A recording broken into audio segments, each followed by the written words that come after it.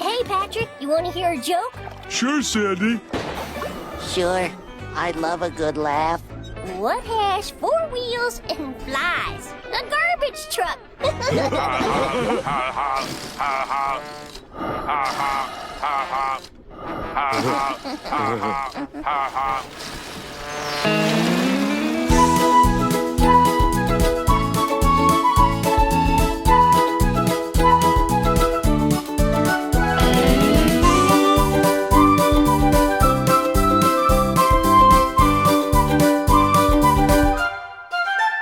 Ahoy, mateys, and welcome aboard to the most porous podcast you're going to find along your travels of the tubes of the internet. I'm ready, a SpongePod Squarecast. It's a pleasure to welcome you aboard. Of course, I'm your captain, Captain Eric. Please take a seat and sit with me, because this is legitimately one of the most hardest episodes for me to record since the start of this podcast. That introduction podcast, episode 0, was re-recorded 4 or 5 times out of just this over-perfectionist in me, and it just, sometimes I work against myself in that way. And since then, I really haven't had an episode that felt difficult to record than this. This one is right up there. The reasoning has nothing to do with SpongeBob, but more or less personally with me, with the captain here. I'm sure you have heard in the news recently the passing of an entertainer who meant the world to Captain Eric in such a profound way. And although I loved Gallagher and the smashing of the watermelons, which we have to acknowledge in this moment in time, because I just remembered of is it Dougie Williams? Who's that character from the last episode to use the brick background for its title card? But that character in the episode of SpongeBob, oh, there he is. Yeah, Dougie Williams. Yeah, Dougie Williams, the comedian from the episode Squirrel Jokes, who came out to the crowd, who said, let me just get past, all the jokes, and I'm just going to get to the part where I smash, or he throws the pies at the crowd. He doesn't smash watermelons. But he acknowledges that everybody really just wants to see this one ending bit of his in which he just gets the crowd all messy with pies. Gallagher, although was a very smart and, at times in his early specials, thoughtful comedian. He had some wordplay that were, certainly of its time, entertaining. Everybody really wanted to see this end bit that he had, in which he would put watermelons on a stump and then smash them with a mallet. And if you were in the first couple rows, you would show up to the show, usually in a white t-shirt to get it messy. But yeah, that's what everybody wanted to see. And yeah, that was a loose reference in Dougie Williams there for Squirrel Jokes, which is just this weird, coincidence that Squirrel Jokes has the brick background in the same way as our episode for today. But I'm not talking about Gallagher as far as the entertainer who has a profound effect on me. I'm talking about Kevin Conroy, the voice actor for Batman through a plethora of different forms of media. And that character is as early in my life as I can think of, and that voice. So I have a rough time really accepting that he's gone. I got to be honest with you. I really do. And right behind SpongeBob, right before SpongeBob, Batman is so important to me. Everybody who knows me personally either knows me for really liking SpongeBob or really liking Batman. And I'll get more into Kevin and what my feelings are with his passing at the end of the podcast. I know that there are those out there who want to just, that was a Little Al Pacino there for you, accidentally. Ooh. There are those out there who, if I don't get right to the SpongeBob stuff, essentially, those are the messages I don't like getting. And it's not that I'm kneeling to those demands, but I actually, I understand it. I get it. This is a SpongeBob podcast. And Kevin Conroy surprisingly doesn't have many roots through Nickelodeon. He actually, surprisingly, in his long-standing career, hadn't been at Nickelodeon much, and that was a shock. He primarily was on the Nickelodeon show Welcome to the Wayne. So if you're a fan of that, there's a nice little Kevin Conroy connection to Nickelodeon there. So we'll get into Funny Pants, as is our SpongeBob episode of the day. And after I'm done covering that, if you don't mind, as just as an important part of my life, I just like to have a few words to say about Kevin Conroy and his passing. But Funny Pants here is one of the most clever SpongeBob episodes I've seen up to date. At first, I wasn't really sure if I liked this episode as much as any of the ones we've seen up to this point in season 4. But with Funny Pants, it recycles a lot of ideas and tropes that we have seen in SpongeBob SquarePants a decent amount up to this point, or enough to know, hey, we think where this story is going, in this one direction. And this story subverts a little bit of those expectations. A few of them are still met, but they are met in a roundabout way that is still unexpected. And I'll get into that with what I mean. But I got to say, over my time of watching this episode, because let me tell you, when the captain is feeling down, when a great entertainer is who means so much to me is gone, I tend to turn to the pieces of media that make me laugh. SpongeBob is one of those. And not every episode can make me belly laugh or bring me to tears. But with an episode like Funny Pants, I was like, oh boy, if there's ever a week that I need to laugh and watch some SpongeBob, this is one of them.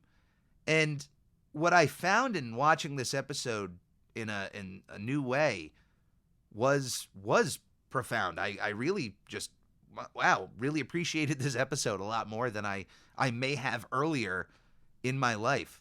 But Funny Pants here, the second half of the 65th episode of SpongeBob SquarePants, first premiered on September 30th, 2005. It was storyboard directed by Luke Brookshire and Tom King, who wrote it alongside Stephen Banks. Our animation director is Tom Yasumi, our technical director is Vincent Waller, and our supervising producer is Paul Tibbett.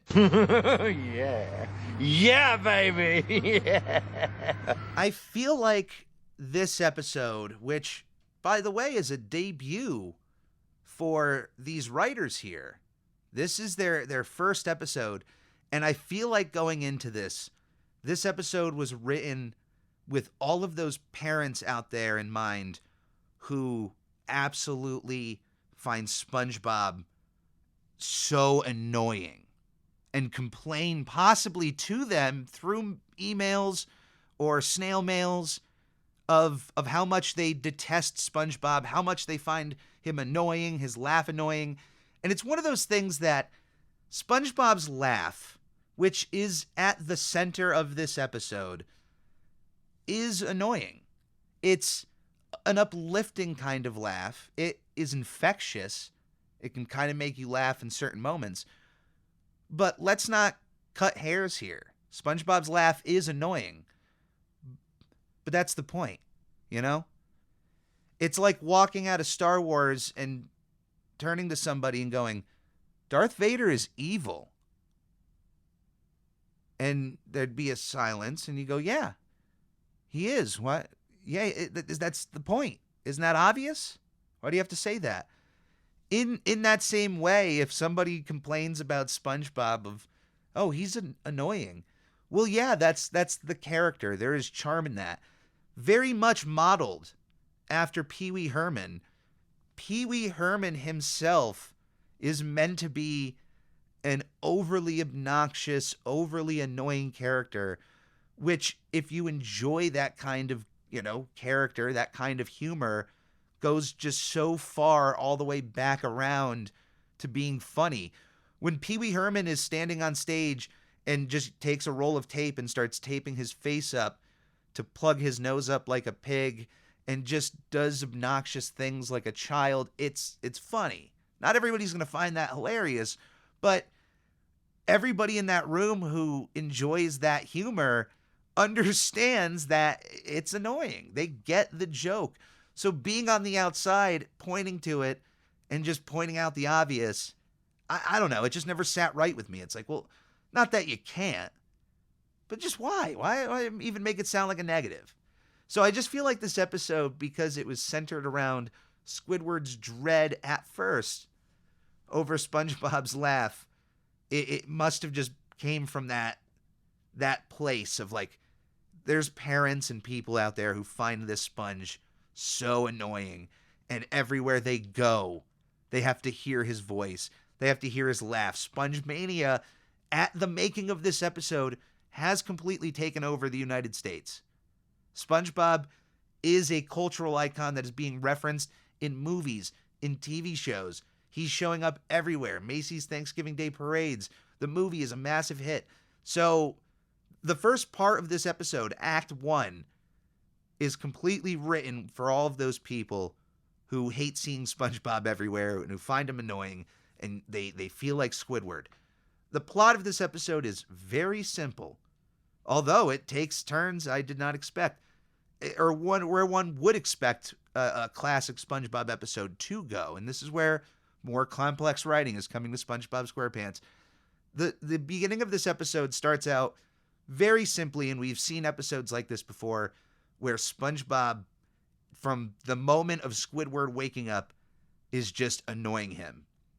In this way, though, through a very simple saying that is repeated from a previous episode where he says the phrase, "another day, another dollar," he wakes up Squidward from outside of his house. He's screaming to wake up Squidward for another day of work. Squidward answers SpongeBob's cries, and when SpongeBob says, "another day, another dollar," Squidward replies in the most dad jokish kind of way, more like "another nickel," which is just, amplifying the fact that they work for the cheapest man in Bikini Bottom, and he's not getting paid $1. You're not getting paid $1. It's another nickel. SpongeBob hears this very slight chuckle of a joke and won't stop laughing about it. They express that for the next 24 hours, SpongeBob is just laughing out loud to himself, "another day, another nickel," and is just telling all the customers, "another day, another nickel," and thinks it's the funniest thing in the world. And we're following the perspective of Squidward and his annoyance over SpongeBob's laugh specifically, because he won't stop laughing. Even later that night, while he's laying in bed, he can hear SpongeBob laughing from the pineapple. Now, at this point, during the next day at work, Squidward is rightfully annoyed to the brink of insanity. Anybody in his situation would find themselves, really losing it. If you turn any piece of music on loop for an extended period of time, it's considered torture for people. Which, unfortunately, there have been those stories where even, the most mundane children's songs have been used in various ways like that in parts of the world. And you don't want to be in a situation where you're listening to a song time after time after time again, unless it's just the greatest song in the world and it's one that you're just like, hey, put that thing on loop. I don't care. 3 days from now, I will still be jamming out to this song. But imagine to yourself listening to just SpongeBob's laugh for 24 hours straight, putting headphones on your head and listening to SpongeBob's laugh nonstop. Even the most dedicated SpongeBob fan out there has a tap out moment in their future. I'm not saying that I could outlast you, but I'm saying you have no proof that you could. So let's leave it at that. But Squidward is fed up, and SpongeBob at some point, and this is a day later now after hearing this joke, has a sharp pain in his stomach or in his side. He starts feeling this pain going on. And Squidward, and this is a moment where it is kind of scummy of Squidward, where he sees an opportunity to get SpongeBob to stop laughing. I don't like the entry of opportunity because SpongeBob genuinely seemed hurt as to whatever was going on in his system. Although Squidward's lie and his intentions, his reasoning, those are understanding. It's one of the most understandable reasonings that any character has needed to have in SpongeBob history.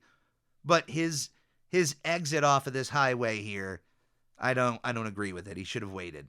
But he takes this opportunity and goes up to SpongeBob and acts very concerned. This is, I know the word gaslighting, or the term gaslighting, gets thrown around a lot today more than it did yesterday. This is genuine gaslighting, where you go into a situation knowingly with a purpose to lie and to alter reality for your own benefit to someone else, to lie to someone else. And in this situation, the benefit is, of course, for Squidward to not hear SpongeBob's laugh.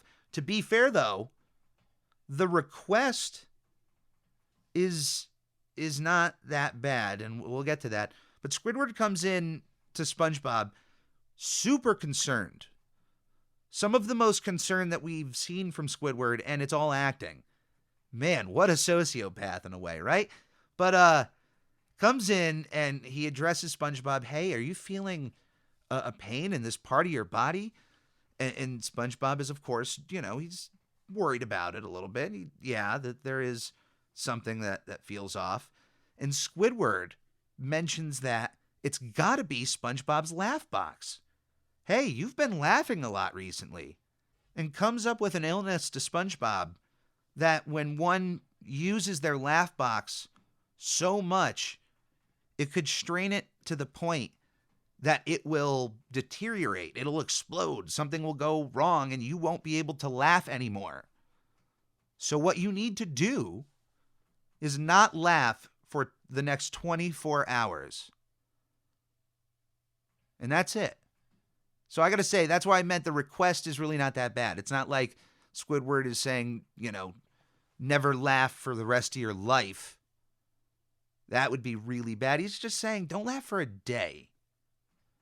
But this is one of those situations where if Squidward would just approach SpongeBob and, even just challenge him, make it a fun challenge. I'm surprised he doesn't know how to handle this guy after all this time. It's his coworker, it's his neighbor. Present it in a fun way. Hey, SpongeBob, I'll bet you a, Krabby Patty or something. You can't not laugh for 24 hours. Make it a bet with Patrick, or make it something exciting. Put something up with Mr. Krabs on it, and there could have been more with Squidward here, instead of just making up an illness that truly bothered SpongeBob. And this is where the subversion takes place. We have seen episodes where Squidward is overly annoyed with SpongeBob, or other characters go through their annoyance of SpongeBob. And we also have these episodes from Squidward's perspective in which we see him lie about a situation for his benefit, and we watch from his perspective where whenever he gets his way, he really doesn't. Squid's day off? When he lies to SpongeBob and puts him in charge and wants to take a day off, and he doesn't go home and enjoy himself the entire day, we watch him deteriorate further and further into madness, and he doesn't get to enjoy his day off at all. And we get to see what happens, the backlash of that lie. In Graveyard Shift, when he makes up all of the lies about the hash-slinging slasher to SpongeBob, but everything he said ends up coming true. And it backfires completely on him. He ends up becoming just as scared as he was trying to make SpongeBob. So we have seen this happen before. Normally, what I would say what would happen in this situation is that Squidward gets his way, SpongeBob stops laughing, and the rest of the episode follows Squidward, where now that he has stopped SpongeBob completely, now he is starting to hear all of the other noises around him, which ends up being worse than SpongeBob, and it backfires. That's one way you can have it. Or where he gets rid of SpongeBob's laugh, but wherever he goes, all of these other, sounds coming from different things are just recreating SpongeBob's laugh, and he can't escape it. That's where I would think this episode would go, since we've been following Squidward up to this point. But once he tells SpongeBob, hey, you got to not laugh for 24 hours or your laugh box is going to go bye-bye and you're not going to be able to laugh ever again, SpongeBob takes that seriously, and the baton is passed to SpongeBob for Act 2 of this episode, where we now follow SpongeBob going about his day, where literally everything around him is trying to get him to laugh. We saw through Act 1 of this episode how the simplest dad joke can make SpongeBob laugh uncontrollably. A level of torture, may I remind you, that was later used with a simple knock-knock joke in Sponge Out of Water. When Plankton is taped down to the desk, SpongeBob is used as a torture device. And it stems, I got to imagine, partly from episodes like this. And in episodes like this, the idea of the funny box reminds me of the funny fuse that Cartman came up with. I can't watch this episode without thinking of the episode of South Park, the 10th episode from season 5. It's called How to Eat with Your Butt. And in this episode, it's picture day. Kenny shows up impressively in a handstand so that his butt is peeking through his parka. And hilariously, the only one who finds this funny is Cartman, who finds this hysterical. And he takes Kenny's school photo and has it printed on milk cartons as a missing kid, which is there any milk companies still doing this around the country? Does anyone know, or even in the country, in the world, is this a practice at all? In any part of the world, are they still printing missing kid? Is that I can Google it, but at least at one point in history, it was more prevalent to have pictures of missing kids on milk cartons. It was a trope I saw in so many TV shows and movies. But Cartman has this picture posted of Kenny's butt photo, and to his surprise, the next day, there are a pair of parents who show up to South Park who legitimately have butts where their faces should be.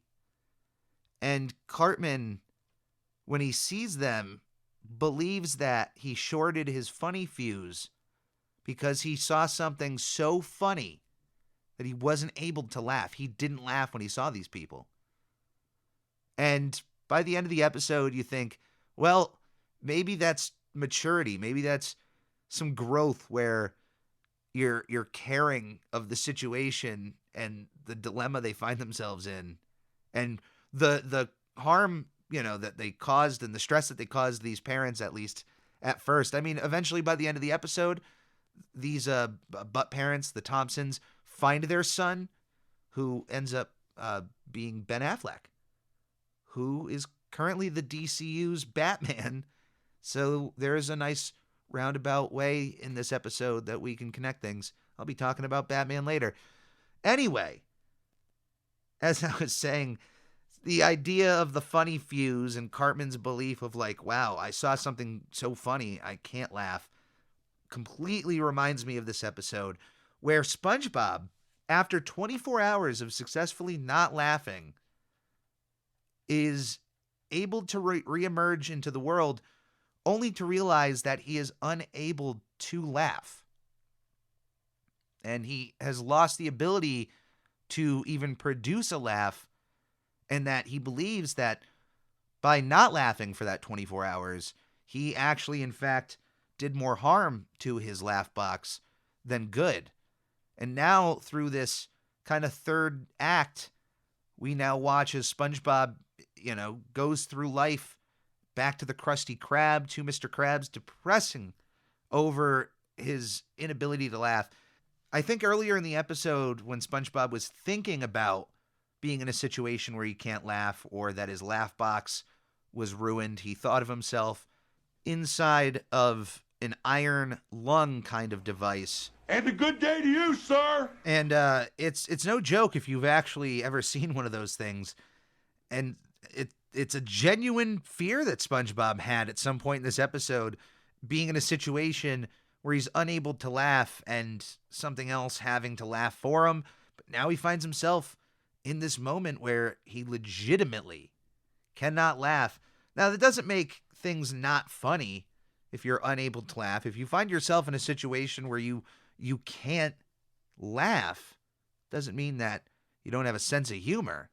You can certainly lose it, but I genuinely think, mentally, we still have ideas that go, oh yeah, I like that, or oh yeah, I don't like that, and we, all have some sort of idea what we like and what we think is funny. So if you find yourself at one moment in time where you can't use your voice to exude laughter, I'm sure you would still enjoy hearing jokes or seeing things that are funny, like an airbag in a pie truck that is also a pie. I think that is genuinely funny. That's a moment in this episode that happens, and if that were to happen in real life, or if they just told you, like, you're driving this pie truck, just so you know, inside of the steering wheel, we have a chocolate cream pie, just in case. And you go, wait, just in case what? What if I get hungry? No. If you get in an accident or something, that'll make it funny. If you get a pie in the face instead of an airbag. Apparently, the shine of coins is enough to make Mr. Krabs laugh. That's his level of humor in this episode. And I don't know what happened, but at one point in this episode, Sandy completely loses her tail, which was an original design choice early on in season 1, where Sandy was designed where her tail was inside of her spacesuit. And then it was a design choice to have her tail outside, which is objectively better, because now you can tell she's a squirrel and not, just some ordinary rodent. But yeah, Sandy loses her tail at some point in this episode. And I think this is where her scientific side really started to shine more so than any of the other likes that Sandy was into. Over the course of these next few seasons, they really dig into Sandy's love for science, which was expressed in the earlier seasons. But why does Sandy have so many books on laughter? It's obnoxious. It was one thing where she was into space and building a rocket and building other devices, but I just felt it was obnoxious that she had all of these books on laughter and all these things that she was giving to SpongeBob when, he was worried he wasn't able to laugh anymore. According to SpongeBob, though, to his credit, he read all of those books, and even after all of that information was soaked in, he is still unable to laugh. I do love the sight. I hate seeing SpongeBob depressed, but I do love the sight of Squidward in a fez. And if it takes SpongeBob in this moment to get Squidward in a fez, I'm okay with it for a second. But then he really needs to come clean to SpongeBob, which he does. He notices that SpongeBob's crying now, and this is where we get back to that original idea where it backfires, where SpongeBob's crying and his wailing is just as loud as his laughter, but is 10 times worse.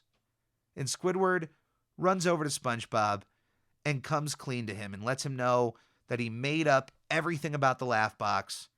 And what is genuinely funny is that SpongeBob comes to terms in this moment of, oh wait, this entire time I could laugh, and then just boom, just can laugh and decides to go, into a laughing fit.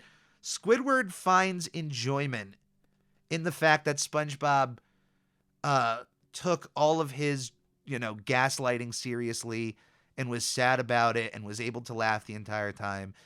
And once Squidward is laughing obnoxiously over the situation, which he was matching SpongeBob's laughter at first, but at some point SpongeBob stops laughing and turns into Squidward early on in this episode and finds Squidward a little bit annoying and is like, wow, man, take it easy.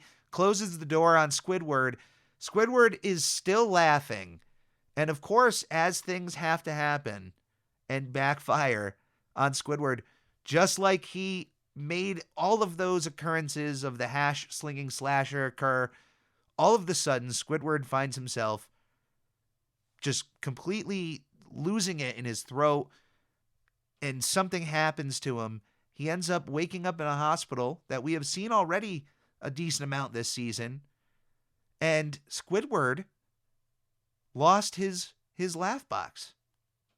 In fact, the laugh box is a real part of your neck, of your esophagus, and Squidward messed it up, or there's something, wherever he pointed it to.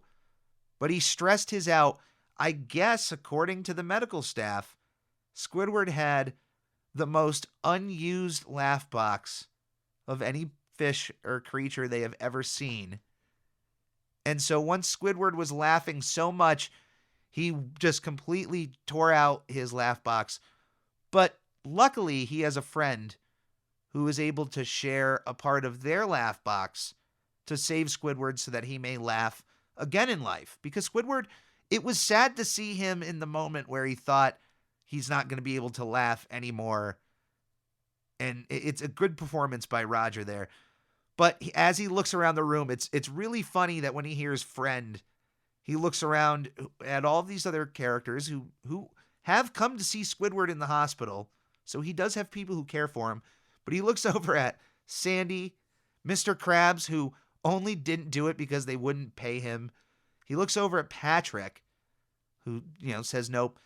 And then he looks over at SpongeBob, who reveals that he gave up a part of his laugh box to Squidward, who I'm sure you could guess now has SpongeBob's laugh and is now stuck with SpongeBob's laugh, at least for the remainder of this episode.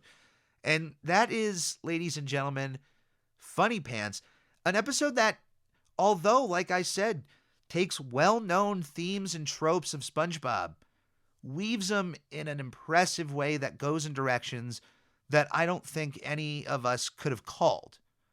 I could have seen this episode not staying away from Squidward and torturing him in a way like that. But I liked seeing SpongeBob under the challenge of not laughing.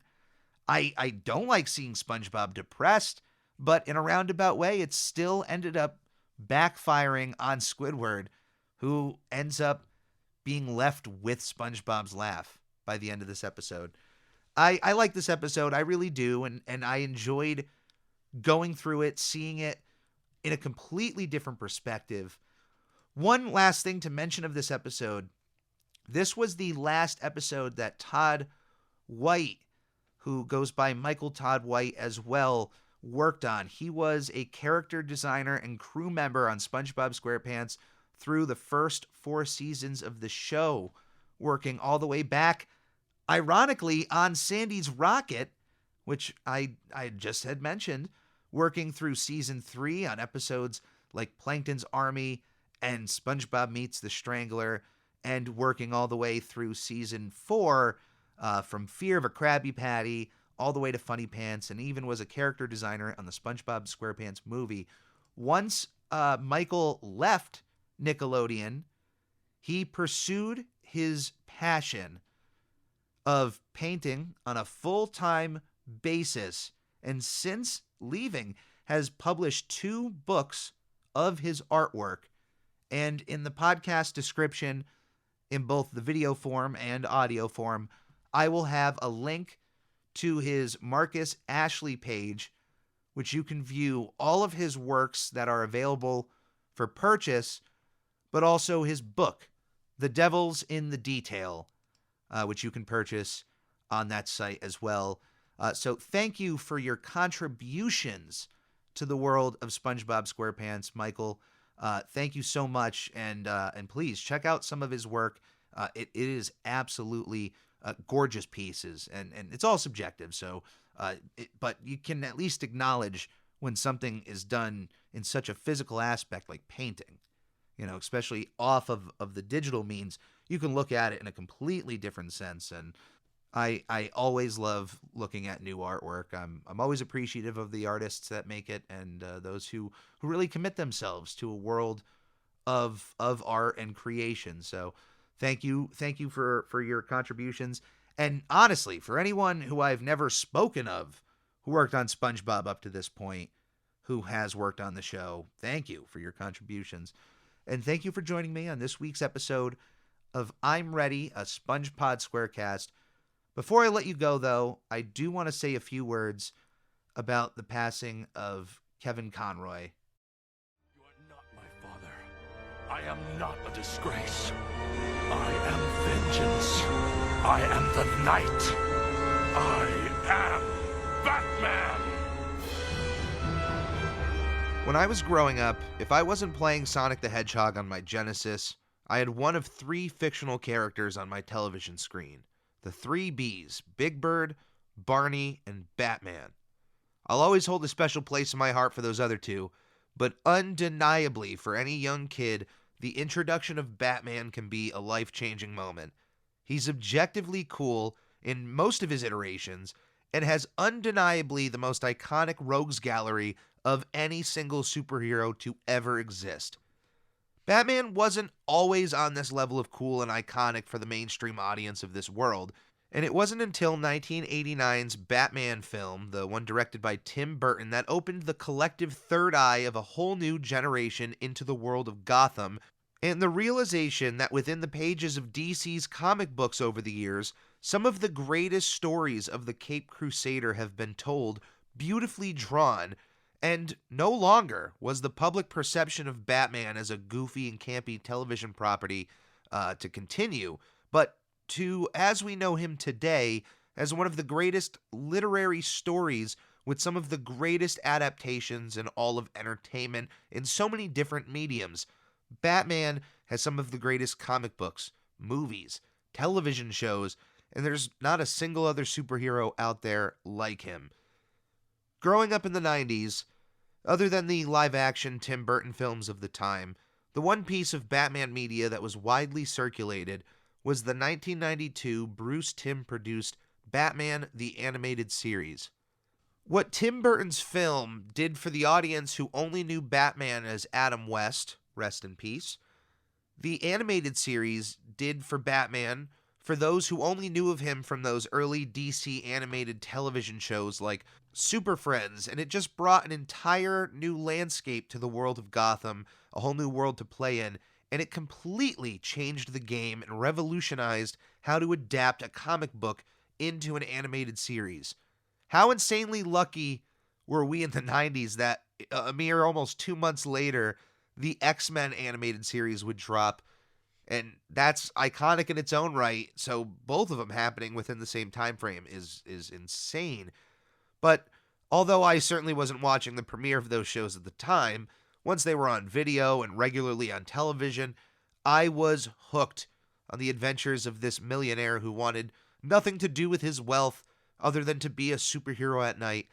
And as a kid, it wasn't just watching Batman take down a continually growing rogues gallery of colorful characters and, the ongoing pursuit of his greatest nemesis, the Joker, voiced by Mark Hamill, who is the beautiful counterweight to Batman in this series.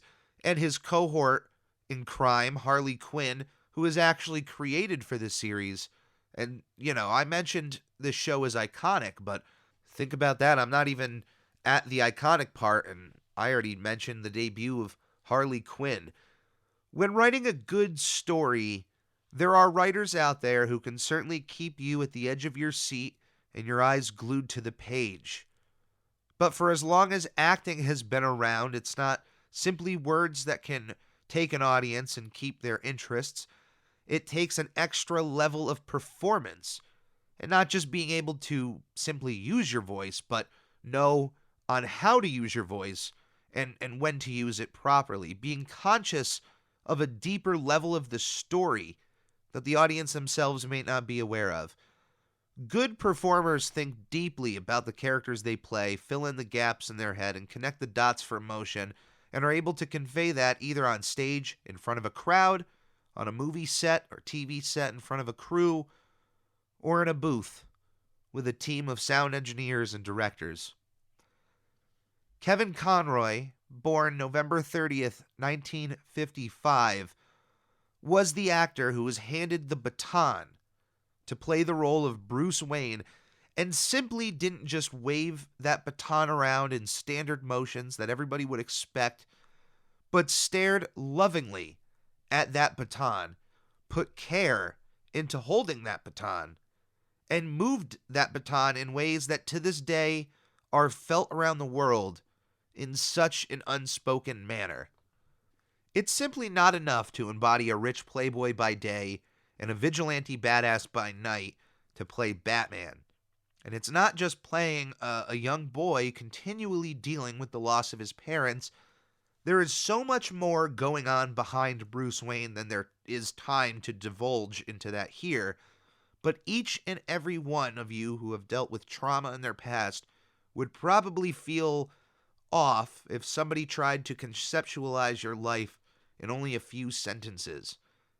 There are so many layers on top of us, and with what Bruce Wayne went through as a kid, you have to imagine that to unpack that emotional baggage, it would take a lot of time and a lot of effort.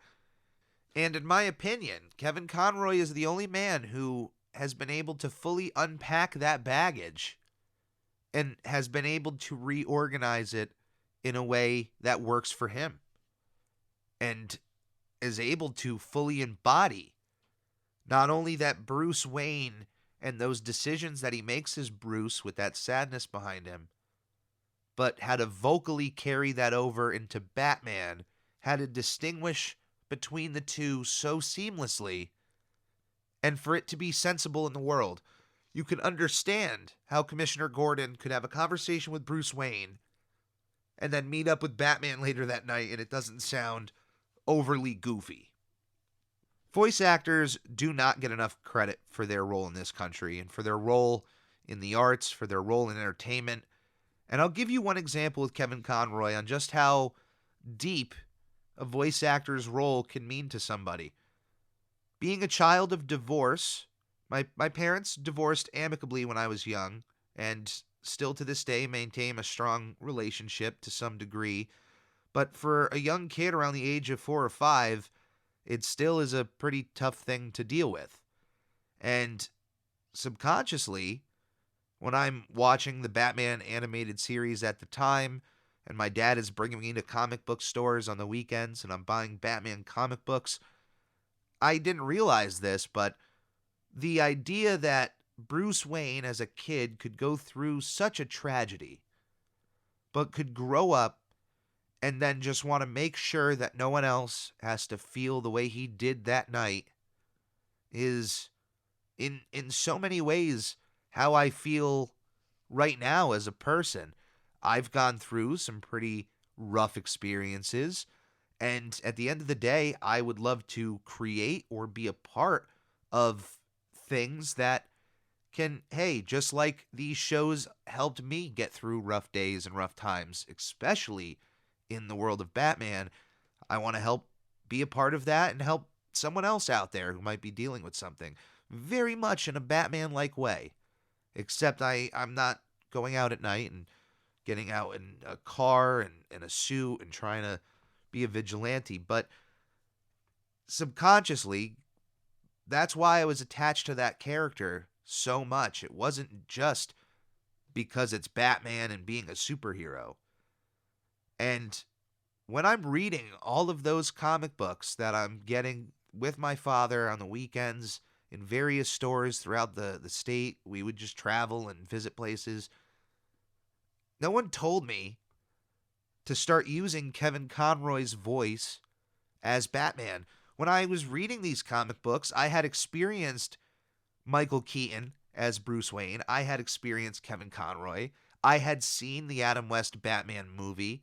I had seen the old cartoons. I had many different Batmen to choose from. But subconsciously, I chose Kevin Conroy. So all throughout my childhood, I am reading these comic books, and it's just Kevin Conroy in the back of my mind. It's Mark Hamill as the Joker in the back of my mind reading these books.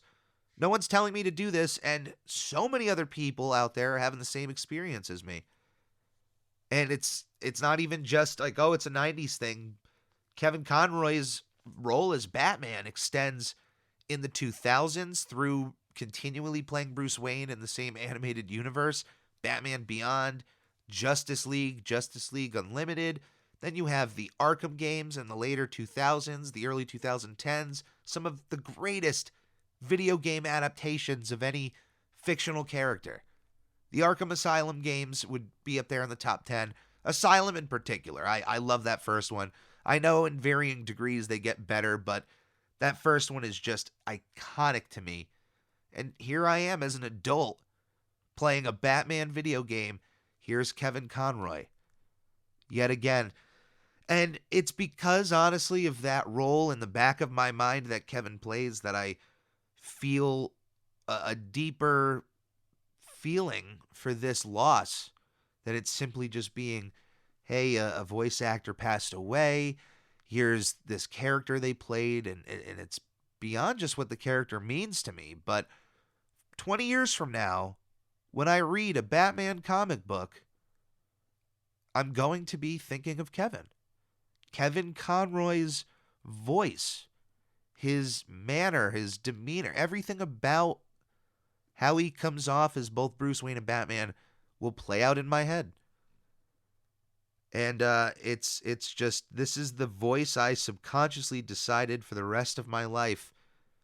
And I'm just blessed to have that, because it would be a blessing to have just one recording of the perfect Batman, but there's decades of his vocal work to look at and choose from and to listen, and it will certainly be remembered for years to come. I have no concern about that. Everybody is going to have their Batman that they use, and I am just blessed that this was my Batman. I am absolutely blessed, grateful. I was honored to meet Kevin Conroy a few years ago at a convention, and regardless of the line that was waiting for this man, it was worth every single minute before I was in front of him. And although you weren't given, a lot of time to interact, he signed what I brought. I was able to thank him for his contributions to the world and what he means to me, and he embraced me, made me feel in that moment like, like he genuinely cared for his fans. And I hope, knowing that to be able to portray Bruce Wayne and bring that sadness, he had to pull from some emotional places for that performance. And I just hope that he was able to truly feel the importance that just that role brought to so many people. And when I say unspoken manner, it is due to how many of us read comic books, hear Kevin Conroy's voice, we might not even say anything. How many people out there hear his voice when reading a Batman story, and you've just never told anybody, oh, I hear Kevin Conroy's voice when I'm reading this and it's Batman. I'm sure it could be other Batman for you out there, but from Kevin's own perspective, from his own words, it does take a deal of sadness behind the facade of Batman to properly nail the performance of Bruce Wayne. And regardless on what kind of suit he's in and who he's talking to, that sadness, that pain is behind his face. It's behind the decisions he makes. And Kevin, being human, certainly pulled those emotions from some place in his own experiences. And through that performance on television for people to watch, in video games for people to play, or anything else Batman related where they heard his voice, it just helped resonate for generations of fans of Batman. I don't think this is more evident, though, than this story from Kevin Conroy himself, who was volunteering at a soup kitchen somewhere in New York City after the tragic events that took place at the World Trade Center on September 11th, 2001. This was a few days afterwards. Someone within the soup kitchen eventually figured out that he was the voice actor, Kevin Conroy, and coaxed it out of him in conversation. After receiving confirmation, this individual shouted out to the room that the man that's been serving them for, a few days or so was Batman. And there was this silence in the room. Then there was a few jeers in the back of some claiming BS and for him to prove it. And there's one Batman line that, of course, Kevin will belt out anytime he needs to prove that he is, of course, Batman. I am vengeance, I am the night, I am Batman. He belted it out, and there's another silence that trickles over the room before a joyous eruption.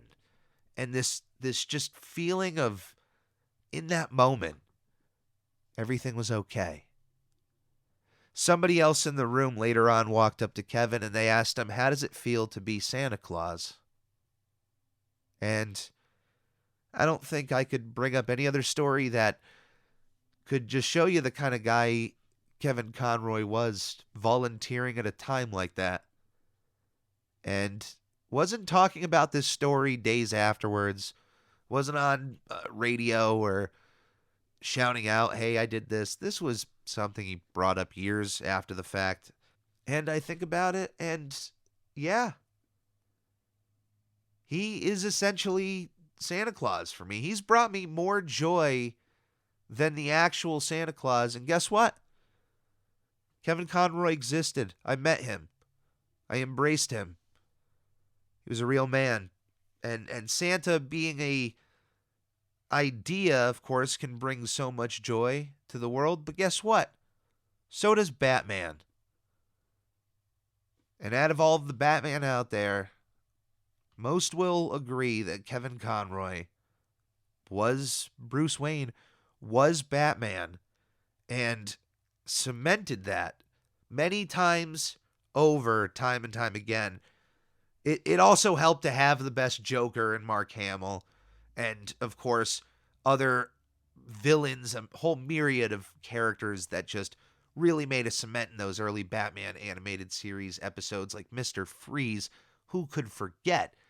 Characters that were just breathed an entire new life through that series. And it's because of Kevin and his performance that helped nail characters like Mr. Freeze, who were built with a more emotional connection between Batman and the issue at hand. It wasn't just simply, you're breaking the law, I'm taking you in. There was something else that was going on out there. Those who have worked with him have poured their hearts out on social media to give you even more insight on who this man was. And his work speaks for itself. Even up to this year, with the release of Multiverses, the legacy of Kevin Conroy as Batman will continue moving forward. Thank you, Tony, for that. And I gotta say, guys, as sad as I am to say goodbye to my Batman, I am grateful to have him as my Batman in the first place.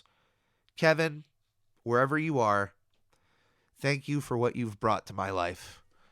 I love you, and I will continually hear your voice as the Caped Crusader, the Dark Knight, for many stories to come. I know I'm not alone in that sentiment, and I also know that future generations will have no trouble at all in understanding why Kevin Conroy is revered in this role so much.